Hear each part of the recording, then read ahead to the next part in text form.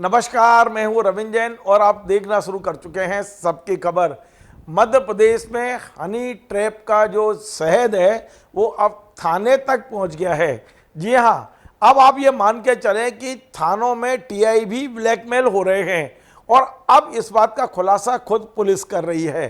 पूरा मामला छतरपुर का है। छतरपुर कोतवाली के जो थाना प्रभारी थे अरविंद कुजूर, जिन्होंने 6 मार्च को अपनी कनपटी पर पिस्टल रखकर चलाई और आत्महत्या की है, उनके बारे में जो नए नए खुलासे हो रहे हैं बड़े बड़े चौंकाने वाले हैं। और लगभग तय हो गया है कि अरविंद कुजूर पूरी तरह हनी ट्रैप में फंस चुके थे। एक युवती उन्हें ब्लैकमेल कर रही थी और अब पुलिस ने उस युवती को गिरफ्तार कर लिया है। इस युवती का नाम बताया जा रहा है आसी राजा और इसका एक और बॉयफ्रेंड है या इसका एक सहयोगी है सोनू परमार। इन दोनों के खिलाफ एफआईआर कर ली गई है और दोनों को गिरफ्तार कर लिया गया है। मैं थोड़ी खबर विस्तार से बता दूं कि अब ये थाना प्रभारी खुद ही इन जाल में फंस चुके हैं, इन महिलाओं के जाल में फंस चुके हैं। अरविंद कुजूर जो कोतवाली के थाना प्रभारी हैं, वो इस महिला की उम्र 22 साल है। अरविंद कुजूर की उम्र बताई जा रही है 46 साल। वे इस कदर इसके जाल में फंसे थे कि उसने इससे करोड़ों रुपए, मैं आपको फिर बोल रहा हूं, करोड़ों रुपए की इसकी ब्लैकमेलिंग कर चुकी थी। मकान, प्लॉट, गहने, गाड़ियां, 2 गाड़ियां, ये तमाम सारा सामान लिया है। ये पुलिस सूत्रों के हवाले से खबरें निकल कर बाहर आ रही हैं।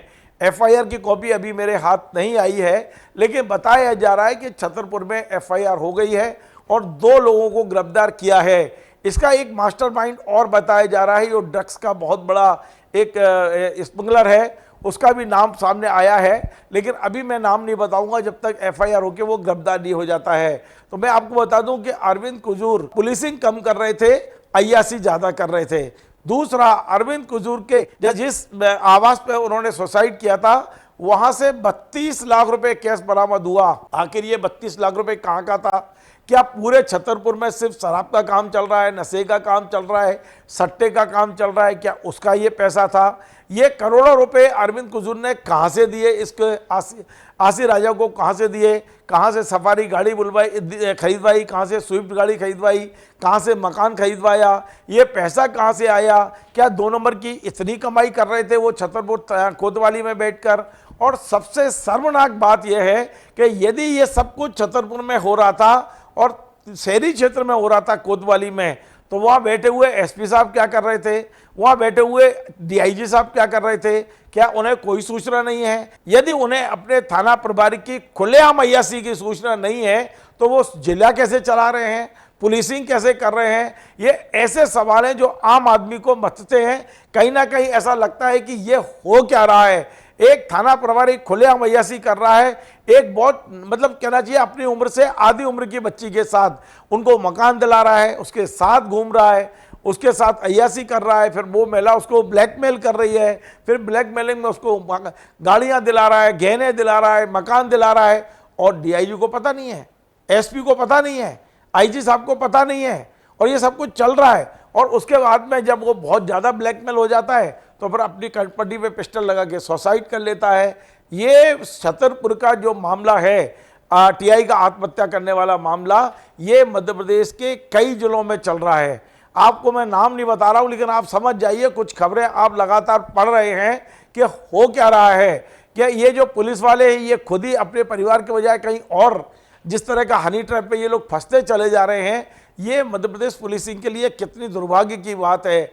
छतरपुर एक स्टडी केस हो सकता है और इस आधार पर पुलिस मुख्यालय चाहे तो पूरे मध्य प्रदेश में इसका मूल्यांकन करा सकते हैं, पूरे मध्य प्रदेश में इसको स्टडी करा सकते हैं, अपने खुफिया तंत्र के जरिए पता लगा सकते हैं आखिर हमारे थाना प्रभारी कहीं फंस तो नहीं गए हैं, हमारे थाना प्रभारी कहीं गलत मार्ग पर तो नहीं चले गए हैं, हमारे थाना प्रभारी किसी जाल में तो नहीं फंसे हुए हैं। क्योंकि जिस तरह अरविंद कुजूर फंसे हुए थे और किस तरह वे मजबूर हुए हैं इस आसी राजा की के हरकतों में आकर कि उन्होंने अपनी जीवन लीला को समाप्त कर लिया, तो निश्चित तौर पे ये जो छतरपुर से खबर आ रही है आज, ये मध्य प्रदेश पुलिस के लिए एक बहुत ही दागदार खबर है और पुलिस मुख्यालय को पूरा रिव्यू करना चाहिए।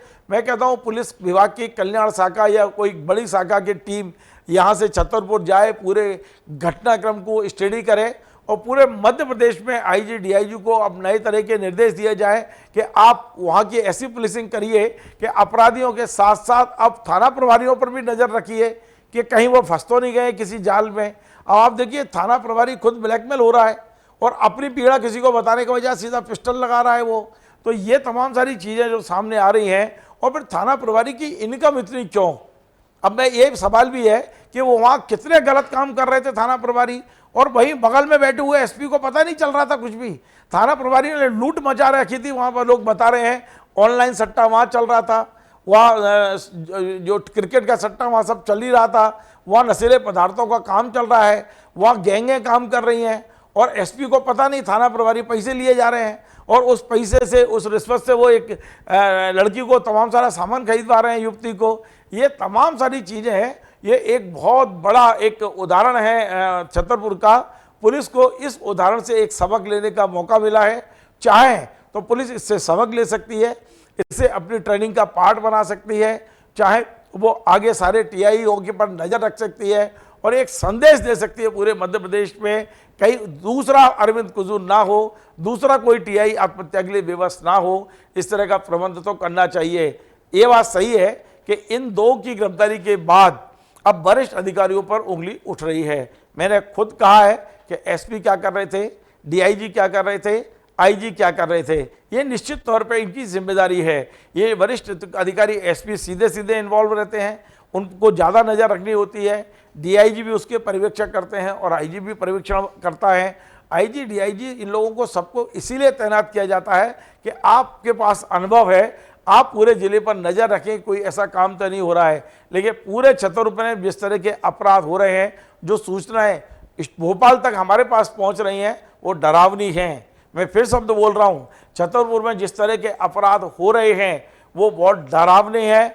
जिस तरह के वहाँ कोतवाली थाना प्रभारी ने पैसे इकट्ठे किए थे, जिस तरह से उसने पैसे की उगाही की है, वो बहुत ही ज़्यादा आपत्तिजनक है। 32 लाख रुपए कैश मिला है, तमाम सारे उसने अपनी प्रेमिका को इतना सारा सामान खरीदवाया है, ब्लैकमेल हो रहा था, पैसा कैसे आ रहा था, इन तमाम सारी चीज़ों की अब जांच की ज़रूरत है और इस तरह के अपराधों पर भी अंकुश लगाने की ज़रूरत है।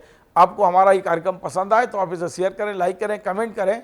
आपसे बार बार निवेदन है, हमारे इस चैनल को सब्सक्राइब अवश्य करें। धन्यवाद।